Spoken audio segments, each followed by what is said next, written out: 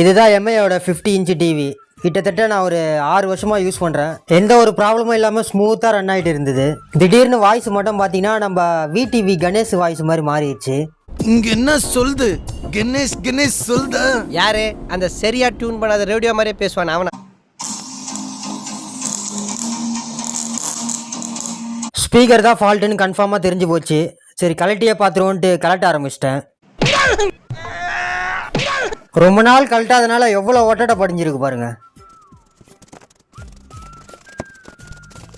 ஃபுல்லாக க்ளீன் பண்ணிவிட்டு கீழே ஒரு போர்வை வச்சு சேஃப்டியாக வச்சாச்சு.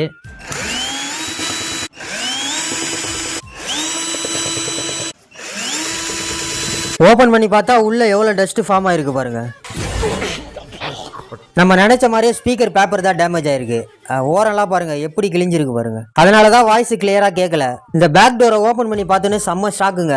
உள்ள பார்த்தீங்கன்னா அவ்வளோ டஸ்ட் ஃபார்ம் ஆயிருக்கு. இந்த கெப்பாசிட்டர் ஓரமாலாம் எவ்வளோ டஸ்ட் ஃபார்ம் ஆயிருக்கு. இந்த சின்ன சின்ன எறும்பு போயிட்டு மண்ணெல்லாம் சேர்க்கல அந்த மாதிரி டஸ்ட் ஃபார்ம் ஆயிருக்கு ஃபுல்லாகவே. 2 ஸ்பீக்கரும் தனியாக ரிமூவ் பண்ணிட்டேன். இது வந்து 10 வாட் ஸ்பீக்கரு. இந்த 2 ஸ்பீக்கரும் சந்தையிலேருந்து எடுத்திருந்தேன். இது சோனி டிவியோடது. 2 பேரா மாமி?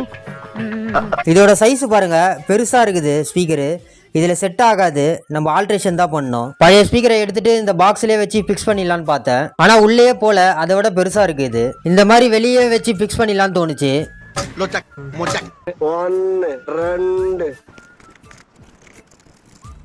எல்லாம் பக்காவா சால்டரிங் பண்ணியாச்சு. இருந்த மாதிரி எல்லாத்தையும் பிக்ஸ் பண்ணிட்டு செக் பண்ணி பார்ப்போம்.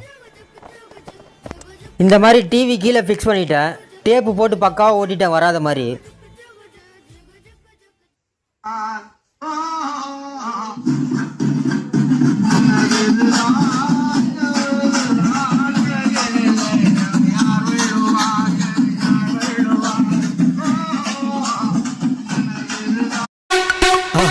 மறக்காம சர்ப்ரைஸ் பண்ணுங்க. தேங்க்யூ.